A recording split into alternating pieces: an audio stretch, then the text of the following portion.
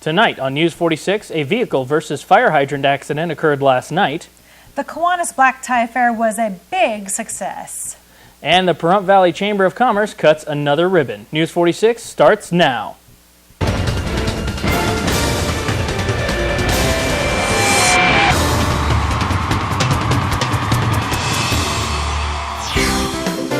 News 46 is brought to you by Affiliated Chiropractic and Physical Therapy, specializing in comprehensive accident rehabilitation. Our goal is to create the individual treatment plan that will restore your health and end pain. Come in for your free consultation. Call 775-727-8900. Pahrump's #1 media source for local news, weather, and sports.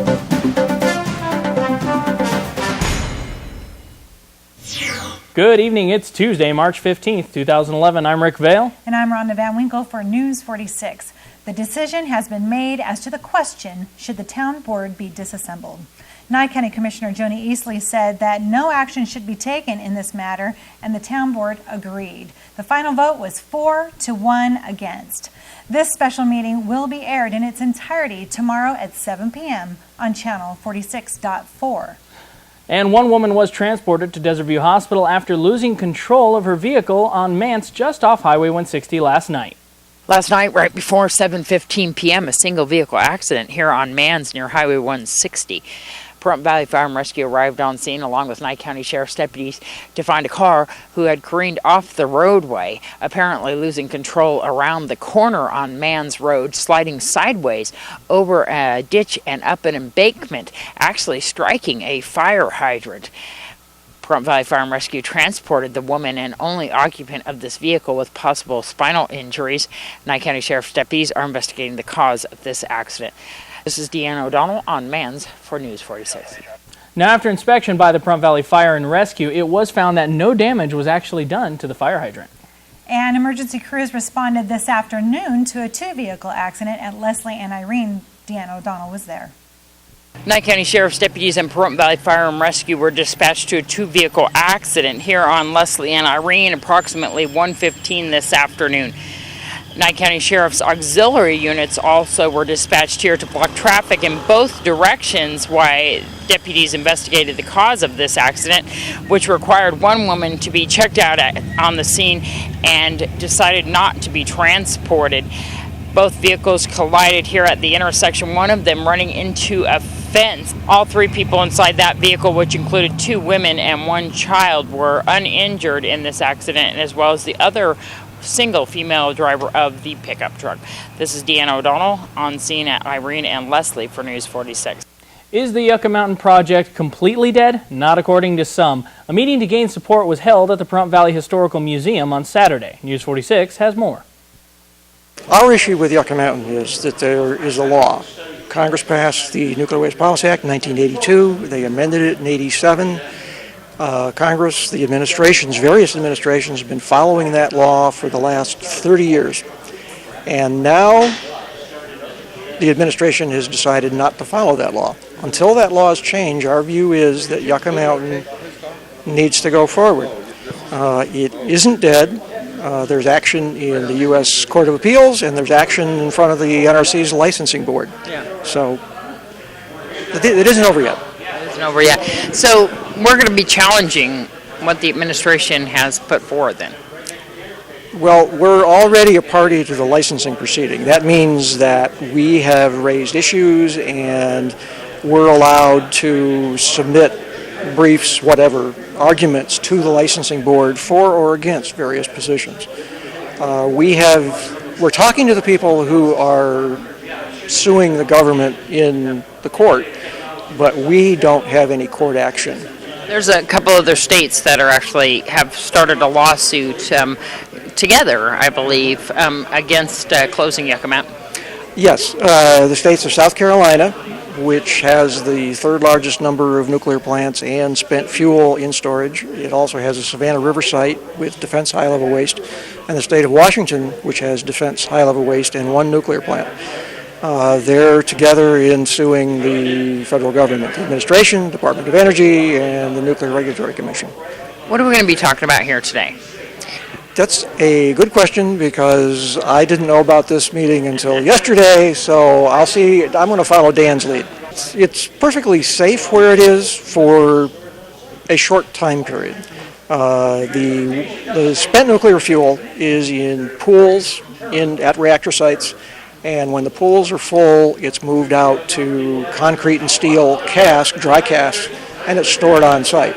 And most plants now have dry cask storage, and that's where the stuff is, in roughly 35, 36 states. Is there any proposals for any other depository?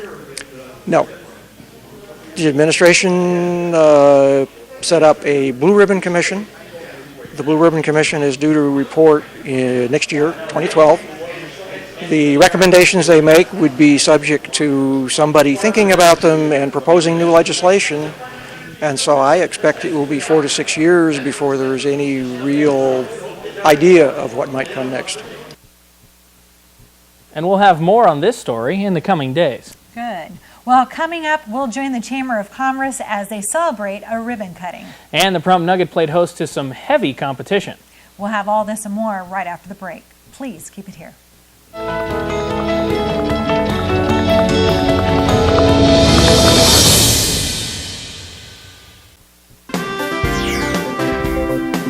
News 46 is brought to you by Affiliated Chiropractic and Physical Therapy, specializing in comprehensive accident rehabilitation. Our goal is to create the individual treatment plan that will restore your health and end pain.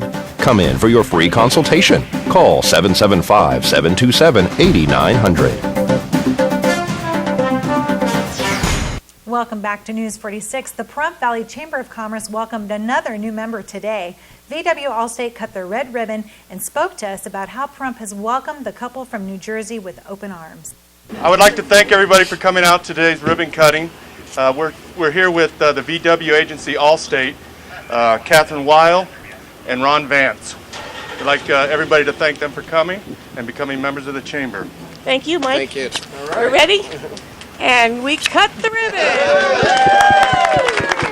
I feel fantastically happy. I've been more than open-armed welcomed by this town. I'm very happy to be here, and I'm very happy to serve the people of Pahrump.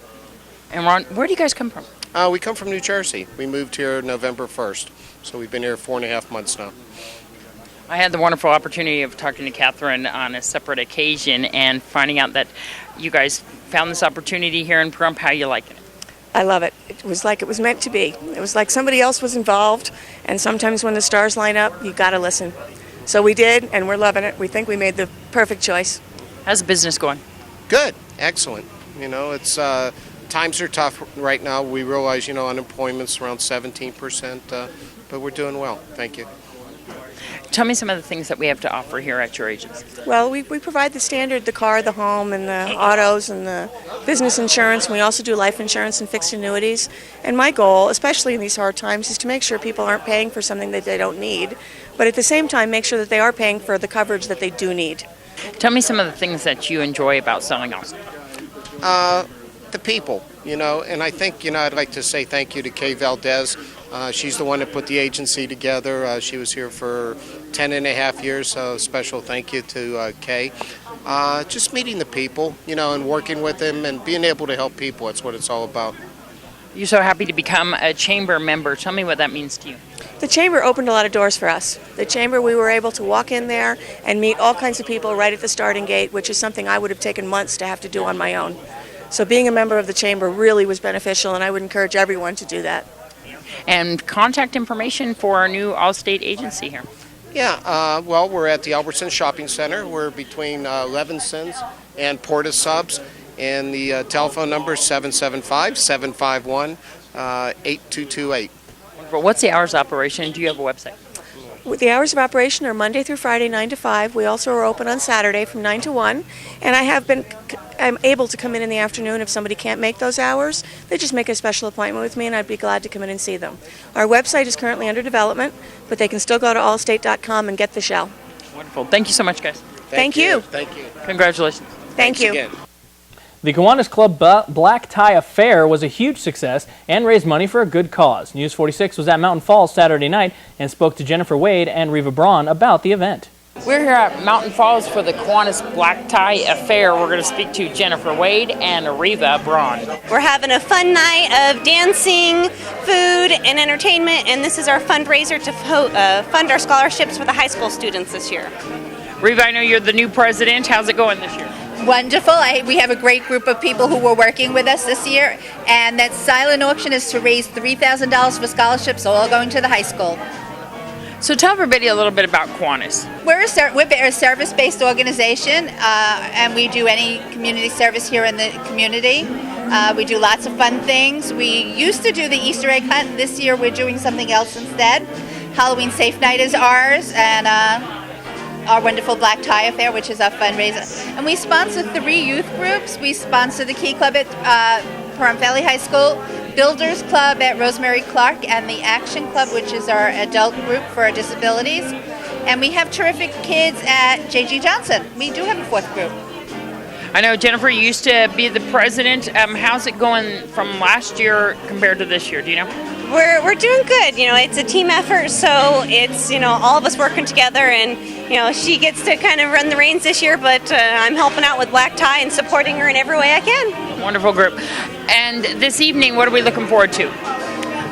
Lots of entertainment, lots of good raffles. Make sure people come see the raffles. The auction, a lot of good stuff, including a river trip that I won. I bid on already. And making new friends and hopefully getting some new members tonight to come out and join us for our next event. How can people become a member or for more information about Kiwanis? They can come see us Thursday night. We're at the Salvation. I couldn't think where we are. Salvation Army at 6:30 to 7:30. Our meetings are brief and to the point. We're an hour long, and just stop in any Thursday night and come join us. And if you come the last Thursday of every month, you get to eat potluck with us. There you go. And Jennifer, people can donate all year long to Kiwanis. Absolutely. We will always take donations. Scholarships are just one of the things we do.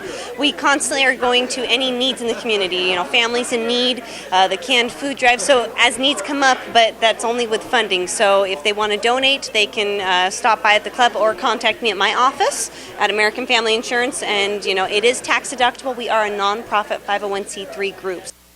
And now a story we brought you last week because the event is tonight and we want to remind you of it. Al Belliquy spoke to News 46 about an important business workshop being held this evening, and it's free to the public. Well, what we have is the town of Pahrump, in cooperation with the USDA on an RBEG grant, which is a rural business enterprise grant, is doing a series of workshops called business licensing and the entitlement process here in the town. And we'll be covering several things that are important for businesses that are either currently in business or are looking to, individuals looking to open the business. And there are a couple of components I'll touch on with you there. What we'll be doing is the licensing process, what they need to do to go through that licensing process with the town, the state, and the federal government. If they were looking to expand their business or build a new building, what they would have to do to meet the county requirements and what they're involved. And then we're going to talk on some of the really important stuff that gets overlooked, and that is the form of ownership, incorporation or not incorporate, meaning do you have a sole proprietor or a partnership, or do you have an LLC or a C Corp or an S Corp? And we'll touch on that with them. Then we'll go into another topic, which is called the BEAR, the Business Expansion, Attraction and Retention Program, and why that's important and how that's applicable to the businesses here in our valley. And then we wrap up with 2 more things, is then the business plan. When's the last time you visited your business plan?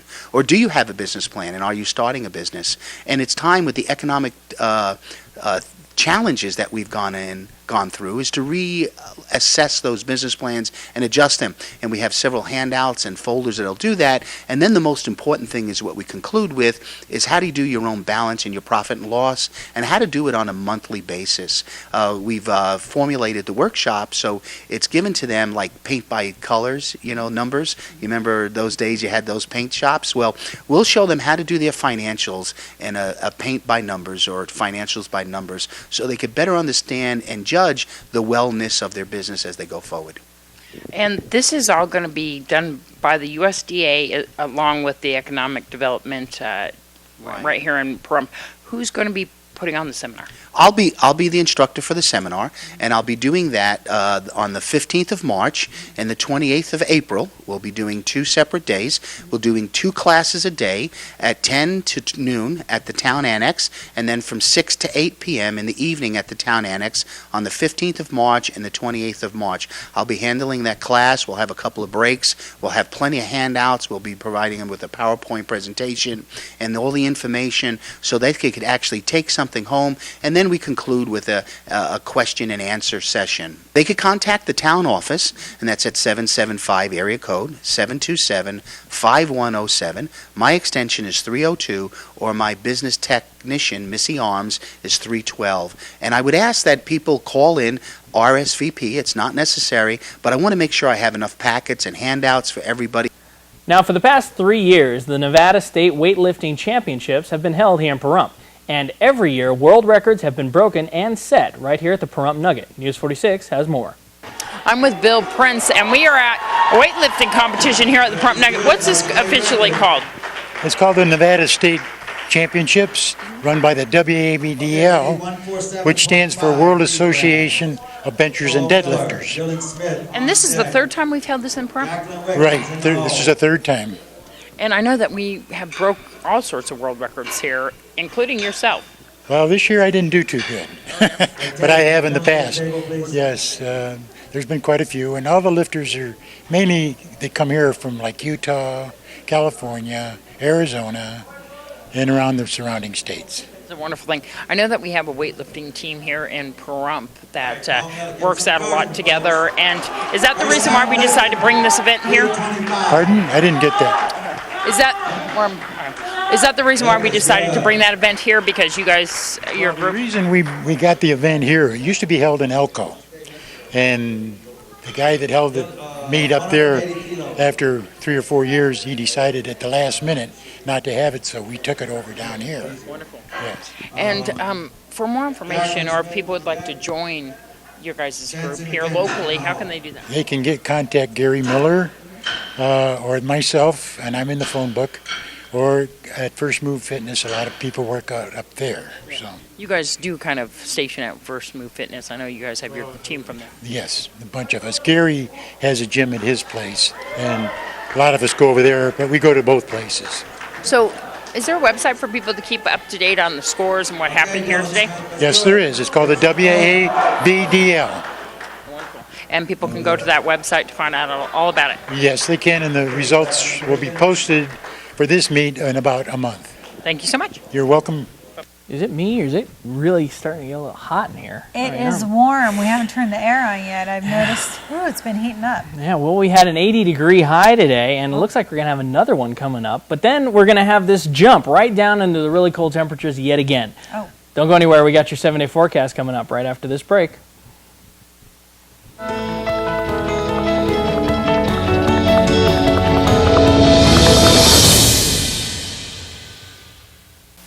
News 46 weather is brought to you by your local dairy farmers. Dairy products are very important in maintaining a healthy body. For more information, you can visit their website at nevadadairycouncil.org. Hey everyone, welcome back to News 46. I'm Rick Vale with your weather today. Look at that, 80 degrees. We haven't seen an 80-degree day in months, at least not this year yet, I think. Our first 80-degree day. Now, winds are coming out of the south-southwest at 8 miles per hour. Our pressure is holding steady, 30.11 on the barometer. 6:55 a.m. was our sunrise. 86 degrees was the high back in 2007. Looking at tonight, it's going to be partly cloudy out there with a low of 52. Now, winds are going to be coming out of the south-southwest at about 9 miles per hour. Sunset will be at 6:51 p.m. and our record low was 18 degrees back in 1962. Looking at our 7-day forecast tomorrow, get ready, folks. The wind, it's all coming back. Take a look. I'll step off graphic for you. Wind all week long. Nothing but gusty winds for you, so get out the hairspray, break out your hats, whatever it is you need to do. Everything's going to get blown everywhere. Tomorrow, 36-mile-per-hour gusts are expected with a high of 80 degrees yet again and a low of 53. Thursday, we're looking at partly cloudy skies again with a high of 70, a low of 34, and gusts upwards of 32 miles per hour. Now, Friday is not looking too much different. A little more clouds in the sky, 33-mile-per-hour gusts. This time, a high of 66 and a low of 39. Saturday, we got about a 20% chance of rain rolling in. And gusty winds of 36 miles per hour, high of 60 and a low of 33. Sunday, we got about a 10% chance of rain in there sandwiched between those 2 days. Gusts of 22 miles per hour expected. Our coldest day of the week, a high of 57 with a low of 32. Monday, looking at a 40% chance of rain. Now, if that changes, it's probably going to get a little bit faster than it is later. We might see it as early as Sunday. 29 mile per hour gusts expected, a high of 62 and a low of 35. And finishing off our 7-day forecast is next Tuesday with gusty winds of 29 miles per hour, a high of 71 and a low of 46. It is amazing to me how it can just go from warm to back to freezing in a week. Yeah, it's like a roller coaster ride every 7-day forecast. It's really funny. This week alone, you're going to need a jacket, you're going to need a t-shirt, you're going to need an umbrella, and you're going to need a hat because it's going to be too windy. That's a good point. Yeah, so don't clean out your closet yet. Yeah, no kidding. Not of the cold clothes. Warm clothes for cold weather. Just a little bit of everything. I mean, if it get a little bit warmer, it'd be pool weather too. So we'd have swim days. But I mean, it really just amazes me how the weather fluctuates so much here. Yeah, me too. Well, the health fair is being held tomorrow at the Pahrump Nugget. Doors open at 9 a.m. And this Thursday, Career Connection and Nye County Community Coalition is offering a free customer business communications class from 9 a.m. to noon. Please call 537-2323 to register.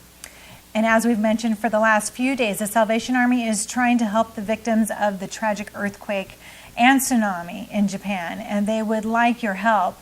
If you can text from your phone, Japan, to 80888 to give $10 to the Salvation Army's Japan relief work. This is a one-time donation of $10 to your mobile phone bill. Please respond yes to the thank you message you receive.